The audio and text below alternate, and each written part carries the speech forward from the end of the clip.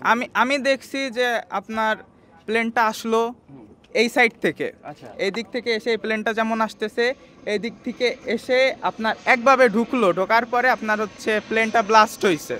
আমাদের চোখের সামনেই মিনিমাম আমি নিজে যেটা দেখছি 50+ ডেড বডি। 50+ ডেড বডি আমি নিজে দেখছি। আমি এবার 2025-এ এইচএসসি শিক্ষার্থী। আমি একদম শুরু থেকেই ছিলাম।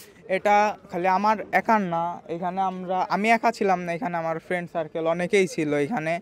আমাদের চোখের সামনেই মিনিমাম আমি নিজে যেটা দেখছি 50+ ডেড বডি। 50+ ডেড বডি আমি নিজে দেখছি যে নিহত হইছে।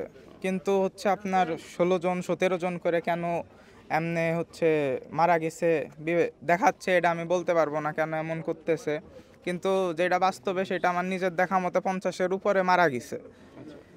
আর আহত কত, এটা 200+ আহত আমার আনুমানিক, যেটা বেশিরভাগ সবার কাছ থেকে শুনতেছি সেটাই আমি বললাম, আহতর সংখ্যা 200-র উপরে।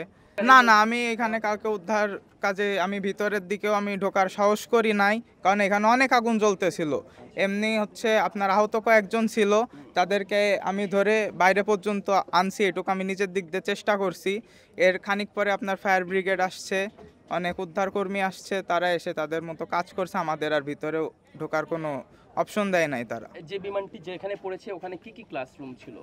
ওইখানে আমার জানা মতে ওইখানে হচ্ছে 2 থেকে 8 পর্যন্ত বাচ্চারা ওইখানে পড়ে, কিন্তু আপনার 3, 4, 5-এর বাচ্চারা বেশি আহত এবং মারা গেছে।